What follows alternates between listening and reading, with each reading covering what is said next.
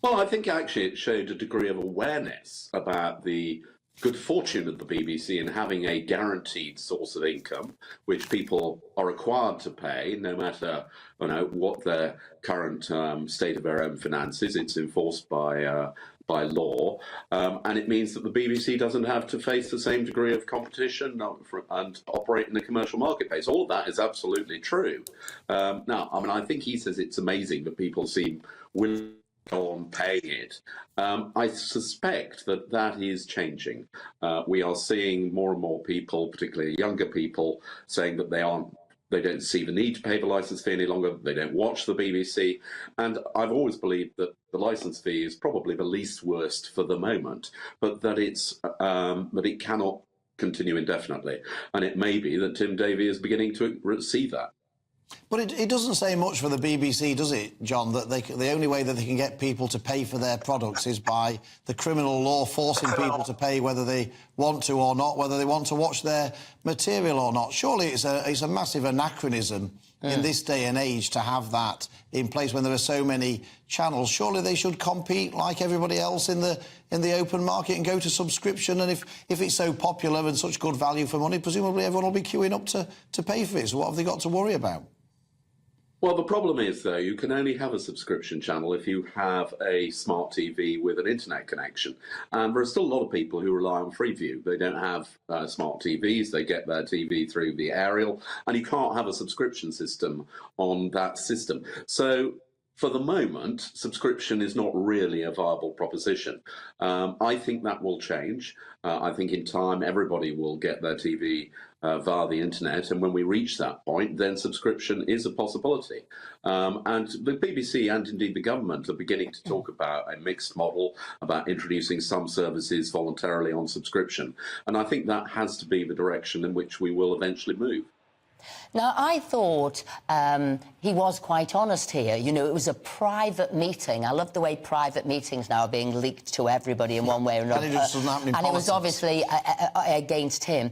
But when he said, look, our budgets are slightly better than those of the commercial stations, and we've got a long game, we've got a long plan there, and we don't need to make a profit, I thought he was setting out to all the staff the obvious there. We need to understand how cosseted we are, what a sort of position we are in, a privileged position, and therefore we need to wake up to that.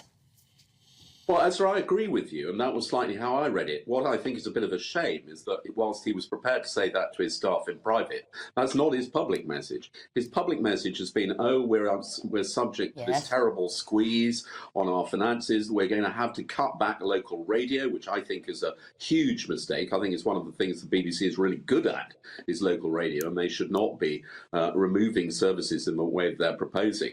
So, what he says in private about how fortunate they are is in direct opposite of what the BBC says to the government, which is, you are squeezing us, we can't afford to go on providing all these services, we haven't got enough money.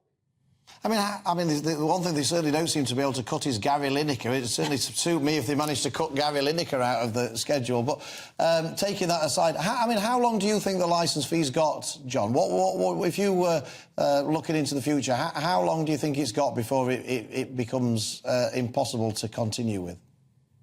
Well, I think part of the BBC's problem is that the number of people who are not paying it is likely to go on rising. And so it is going to be subject to that squeeze, and it's going to look more and more anachronistic. But when we get to the point where we can switch off the Freeview transmission because everybody is now linked up with broadband and getting their TV, that's the moment. And I suspect that's still something like 10 years away. But that time will come. Final point, which did make me smile, he said, addressing the bias issue, there's a whole load of waffle talked about, you know, the left. It's largely now about societal issues, that's climate change, woke, etc. So bias of the left, of the BBC, still got to be concerned about that, wake up to the fact of what they are. Well, I mean, it's interesting that he seems to concede that there is a bias in those areas. And actually, that is one of the areas where you get a lot of complaint, particularly about the sort of woke agenda which seems to possess the BBC and the obsession with sort of what appears on screen, what doesn't appear on screen, the absolute dismissal of people who have a different view about, be it COVID virus or climate change or any number of other things. These are questions around the impartiality of the BBC, and actually if Tim Davie recognises that they still have more work to do in that area, that's a good thing.